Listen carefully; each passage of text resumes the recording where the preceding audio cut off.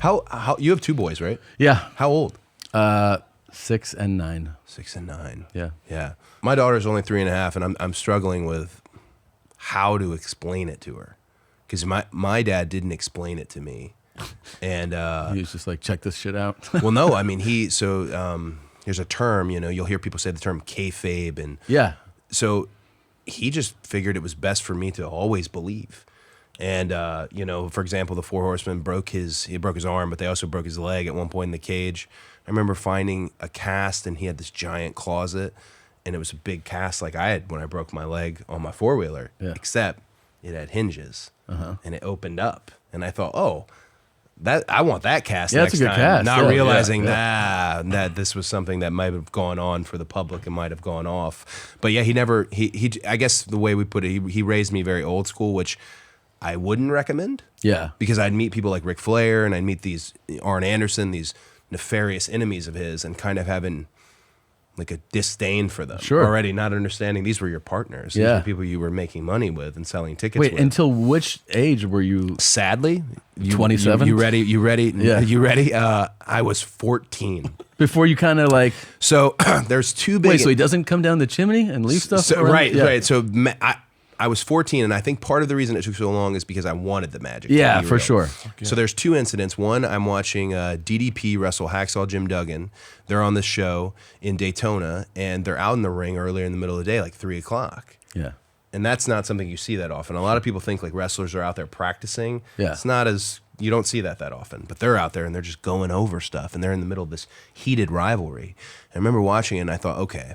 And I'm accepting of it at this point. I go, okay, if that happens, then I'll know. Yeah. And of course, DDP's in the corner. Here comes Hacksaw, big boot. I'd seen it already. I thought, oh, that might be it. Did it emotionally affect you? No, because there was a prior event where the toughest men, like the toughest person in all of wrestling, was this guy named Haku. I don't know if you ever heard about Haku, or Flair told you any stories about Haku. So. Yeah, he's a big fish situation where a lot of the stories you hear are like, no way, that's true. He didn't take that cop's eyeball, and then you'll find out like later, like no, he did.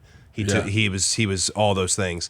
Well, Haku slammed a wooden chair over my dad's head, and my dad is bleeding, and he's in the ring, and people are crying, and he had this deep connection with the audience. They're deeply affected by it, and I was just a young kid at the time, and obviously, when you pick a fight, you're not winning. Yeah. But I'm of the thought, like I'm raised like, hey, we're still gonna fight though. Right. I'm not saying I'm winning this fight, but we're still gonna fight.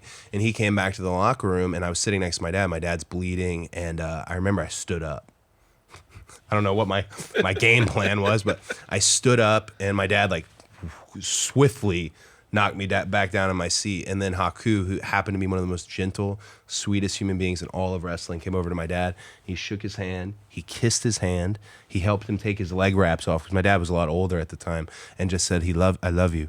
And then he left. And again, I'm thinking like, well, that should have been the moment. I know clearly. And all my dad said to me was, the rules are a little different back here. We can't fight back here, but out there. So he really wanted to keep you going. So but in that moment, I should have known, like, all right, But also, I'll say this: your level of belief in this. I don't know if anyone tells you this, but it's adorable. Okay, well, yeah. Well, I wanted it to be. Yeah, I wanted it to, because I grew up on it. I got into fights over it. That was a big thing in elementary school. If a kid says it's fake, tell him, hey, it's not fake. If a kid says it's fake again, say, hey, one more time, I'm warning you. If he says it's fake a third time, you punch him, and it was always punch him in the nose.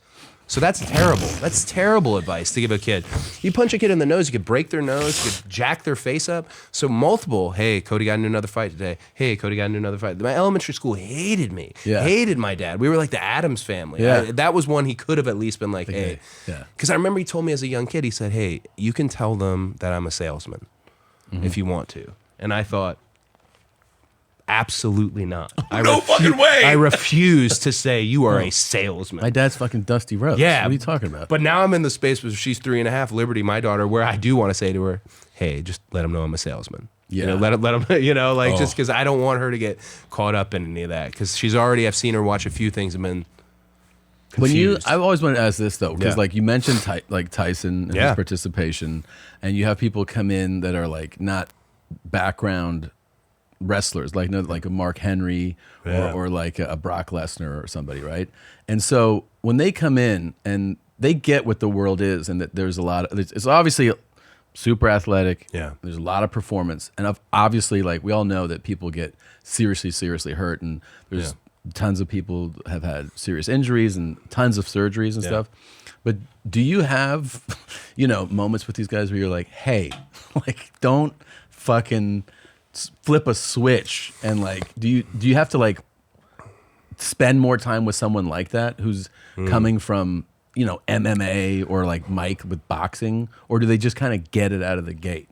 Well, I'd rather, in my case, I'd rather you come fully, like and bring it. Bring it. Because we can't afford it not looking good on TV. Right. We don't have time to train you up in this moment. So if you're outside coming in, swing for the fences is a big quote I always hit that I afterwards be like, regret that.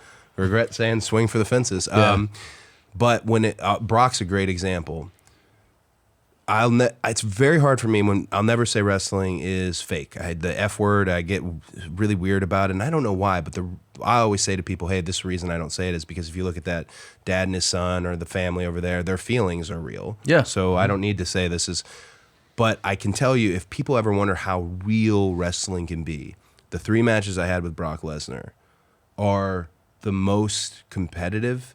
And there's a thing when you work with a guy who's a big monster. He's a monster. Where they make you earn it, is what they'll say. You're not just grabbing my leg, even though that might be the spot. You're not just hitting me with the Cody cutter. It's not just happening that way. You have to actually earn it.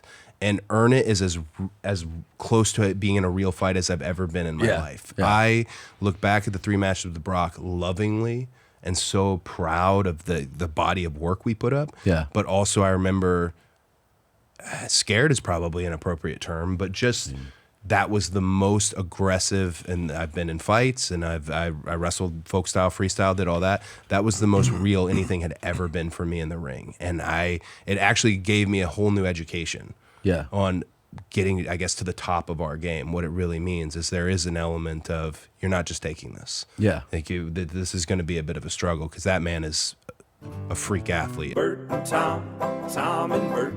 One goes topless while the other wears a shirt. Tom tells stories and Bert's the machine. There's not a chance in hell that they'll keep it clean. Here's what we call 2 bears, 1 cave.